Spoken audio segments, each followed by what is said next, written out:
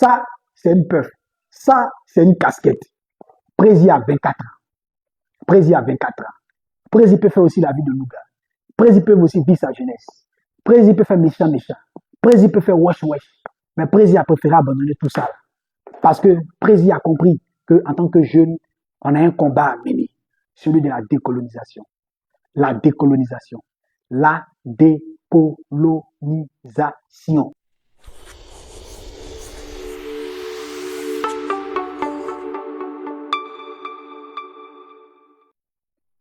Ici, Dabé, 1 minute pour comprendre, une vérité pour avancer. Bienvenue dans la Minute Dabé.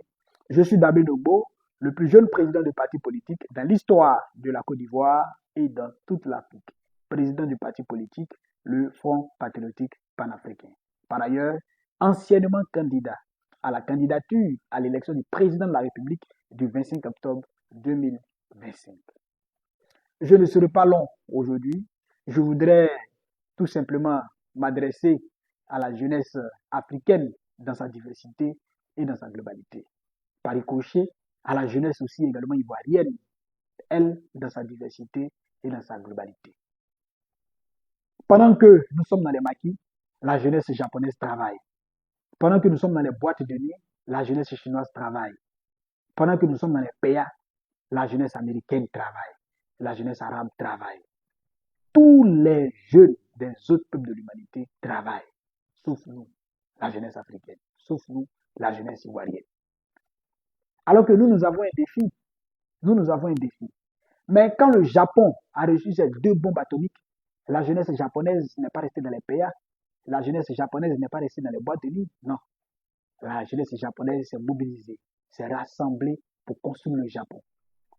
Quand le Vietnam a été donc attaqué par la coalition impérialiste internationale, je vais parler des États-Unis et puis par la France aussi, mais le Vietnam, la jeunesse vietnamienne n'est pas restée les bras croisés.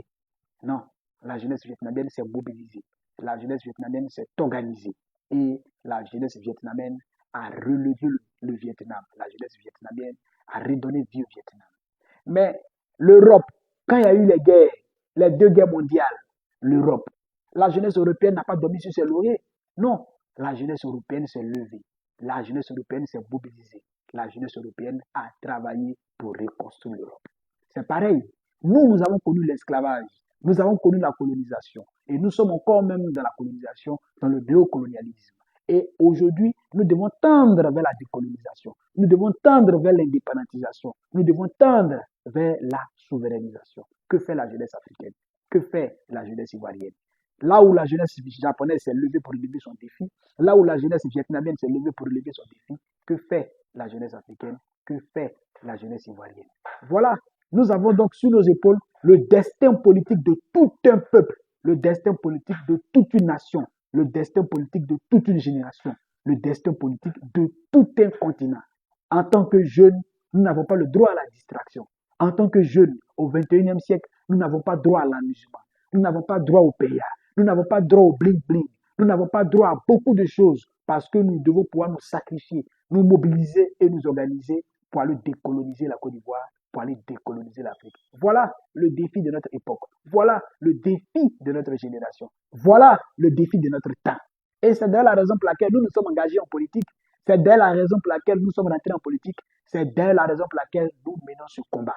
Parce que nous disons que tant qu'il n'y aura pas de décolonisation, il n'y aura jamais de développement. Parce qu'aucun développement sérieux ne peut se faire dans la colonisation. Merci de m'avoir suivi. Réfléchis, partage et abonne-toi. À bientôt pour une prochaine Minute d'Abé.